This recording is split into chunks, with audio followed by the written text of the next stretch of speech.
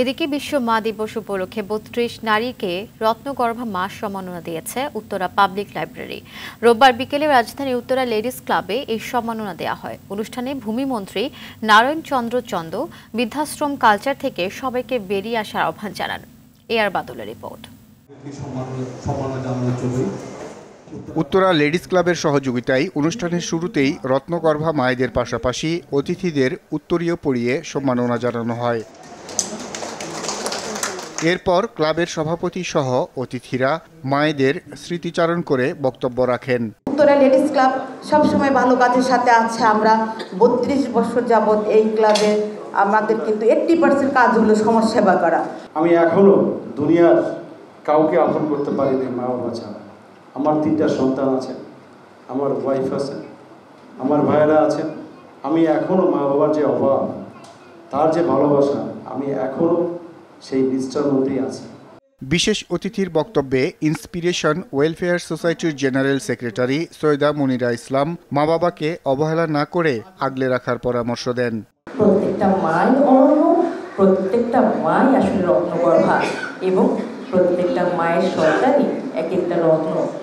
পৃথিবীর সকল মাকে জানাই আবারও সালাম, তাদের সুস্থতা কামনা করছি।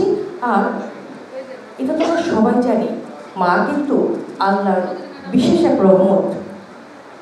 যাদের ঘরে এখনো সেই আল্লাহর রহমত আছে, সবাই তার সেবা করি, যোগ্য সম্মান দিই, পরম যত্নে রাখি। কারণ যারা মা হারিয়েছে তারাই জানেন মা কি জিনিস। অনুষ্ঠানে আওয়ামী লীগ নেতা মোফাজ্জল হোসেন চৌধুরীর স্ত্রী, প্রয়াত ছেলে সাজেদুল হোসেন দীপু চৌধুরীর মা পারভিন চৌধুরী, RTVর প্রধান নির্বাহী কর্মকর্তা সৈয়দ আশিক রহমান ও ইন্সপিরেশন ওয়েলফেয়ার সোসাইটির জেনারেল সেক্রেটারি সৈয়দা মুনিরা ইসলামের মা শামসুন্নাহার রহমান সহ রত্নগর্ভা মায়ের হাতে সম্মাননা তুলে দেন অতিথিরা। শামসুন্নাহার রহমান অনুষ্ঠানে উপস্থিত না থাকায় তার পক্ষে সম্মাননা গ্রহণ করেন নাতনি ফাবলিহা আজিম। মোট ৩১ রত্নগর্ভা মা একে একে সম্মাননা গ্রহণ করেন। সংসদ সদস্য মোহাম্মদ খুসরু চৌধুরী তার রত্নগর্ভা মা প্রয়াত সেলিনা চৌধুরীর মরণোত্তর সম্মাননা গ্রহণ করেন।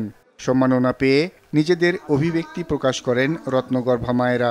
আমার এই রত্নকে আমি গর্বে ধরে আমি সত্যি বড় অহংকার বোধ করছি যে সন্তান বাবা মাকে এমনভাবে রেখেছে।